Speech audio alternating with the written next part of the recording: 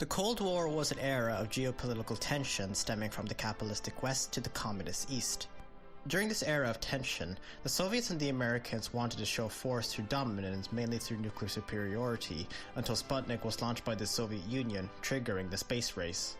The Soviets initially took head of the space race until the Americans beat them to it when Apollo 11 successfully landed on the moon.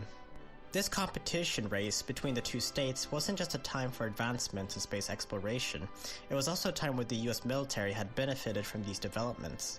Though I like to think of it as nothing more than a dick measuring competition. Space has benefited the United States both for NASA and the United States military, specifically in rocket technology and missile defense, the latter of which paved way for the establishment of the United States Space Command.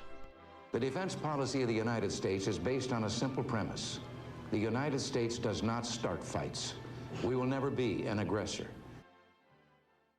Space Command is the United States' unified command responsible for military operations in outer space. All operations of such include 100 kilometers above sea level. Space Command is not to be confused with Space Force, since Space Force, as a military service branch, trains and equips its personnel to their roles, which Space Command, as a combatant command, decides what action needs to take place. Spacecom's history can be traced back to the early stages of the development of a ballistic missile defense system from the late 1940s to the 1960s. There have been variations of projects to develop such system, such as the Sentinel and Safeguard program, though continuous project establishment became frequent due to strategic threats from the Soviet Union. Before becoming president, Ronald Reagan visited NORAD's headquarters at Colorado and observed command and control scenarios that would alert US retaliatory forces. He was, however, dissatisfied after learning that the US doesn't have a missile defense system in place to counteract incoming attacks. Following the demonstration, he pursued the idea of implementing a missile defense system as part of his national security policies once he became the 40th President of the United States. President Reagan's pursuit for a national space policy led to the creation of the Strategic Defense Initiative, otherwise known as the Star Wars program, in 1984. No, not that one. God, no. The missile defense program was intended to protect the United States from attacks via ballistic strategic nuclear weapons, such as SLBMs, submarine-launched ballistic missiles, and ICBMs, intercontinental ballistic missiles. Subsequently, in April 1983, the idea of a unified command revolved around military space operations came from General James Harninger, who is both the commander of Aerospace Defense Command and the Air Force Space Command. He recommended the establishment of a unified space organization and was supported by the Chief of Staff of the Air Force, General Charles Gabriel, who stated that Space Command should consolidate the mission areas of space control, space support, force application, force enhancement, and exercise operational control over all related systems developed for military application. General Gabriel urged the Joint Chief of Staffs to establish a Space Command, which it would have been given the sole authority of all related military space affairs within the United States. By November 1st, 1985, the Joint Chiefs agreed to the recommendations for a unified Space Command, which was previously approved for review by Defense Secretary Caspar Weinberger 2 years earlier in 1983. By November 20th, 1985, President Reagan formalizes the establishment of the United States Space Command, responsible for tactical warning and space operations, such as control of space, direction of space support activities, and the planning for a ballistic missile defense. As a result of the efforts done by the Strategic Defense Initiative, Spacecom was established as a result and activated on September 23, 1985. Its establishment led to the inactivation of the Aerospace Defense Command the following year on December 1986. The Joint Chiefs endorsed the missile defense system and originally had the idea of Spacecom handling such duties. However, by the end of the Cold War, it seemed that the idea for a ballistic missile defense would be unsubstantiated.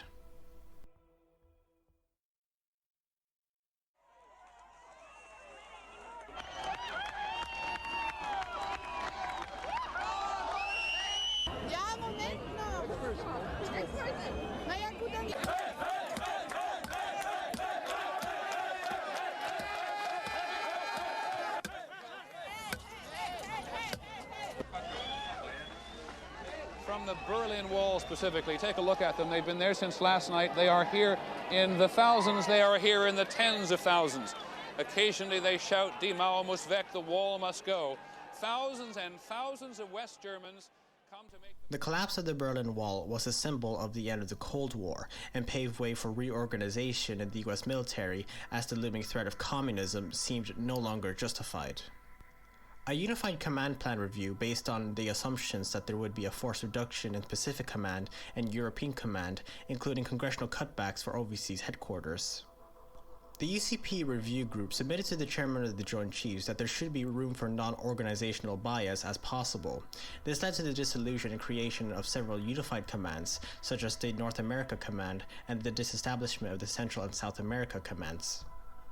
The military retained most commands that served the US's strategic interests, such as Pacific, Atlantic, and a European Command. However, during these reorganizations, it led to a problem for two commands, those being Space Command and the North American Aerospace Defense Command, or NORAD for short. It was decided to downgrade Space Command as a sub-unified command under the United States Strategic Command. However, on April 1993, J5, the Strategic Plans and Policy, recommended the abolishment of Spacecom after it was tasked to review whether it should be abolished at the directions of General Colin Powell 2 months earlier in February. The justification for the abolishment was to save costs and expenditure, but the significance of its justification merger was disagreed sharply with some of its members. Further questions arise whether space was a vital necessity to military operations, but was objectively cautioned by J5, who believed that creating perceptions in the intent of militarization of space saw no compelling reason to define space as such. On June 1997, J5's cautionary objection was eschewed by General Howell Estes, who argued to the chairman that Spacecom should be allowed to develop a cohesive regional strategy for space and establish ties to military contacts with other entities involved in space. General Estes was criticized by the U.S. State Department, who raised serious concerns about damaging Russian-American relations, specifically the START I treaty. By the late 1990s, Space Command would be centered around the responsibilities of support and intelligence, mainly in space and information operations. The attacks on the World Trade Center on September 11, 2001 forever changed the United States. The federal government began focusing on countering terrorist attacks worldwide, which de-emphasized the utilization of space and led to serious questions of Space Command's necessitation within the military.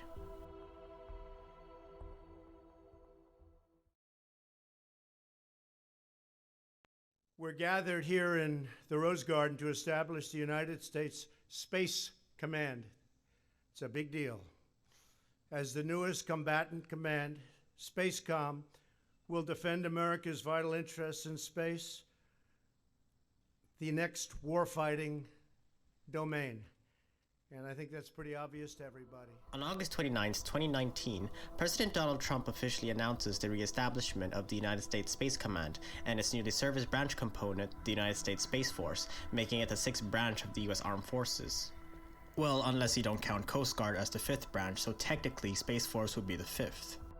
The budget for Spacecom for the 2021 fiscal year will be $249 million, while Space Force will get an allocated budget of $15.4 billion. Now, combined together, it wouldn't make much of a difference for either, as it would still be around $15.4 billion. Comparing that to the other 5 branches of the military, those being the Army, Air Force, Navy, Marine Corps, and Coast Guard, Space Command and Space Force would just be under a fraction of the military's budget. Another comparison would be NASA, which will receive $25.2 billion, half of what Space Force and Space Command are getting. Aside from calculating budget allocation or diving deep in the necessitation for the return of the United States Space Command after 17 years of hiatus, all I can say is that Space Command, along with Space Force, is in part to the growing dependence on technology and space. Humanity's advancements on information systems and cybersecurity has, over the decade, grown dependent on it. Countries are conducting more and more cyber and space operations, and the United States is increasingly becoming more dependent on space assets, not just for national security, but for also everyday life.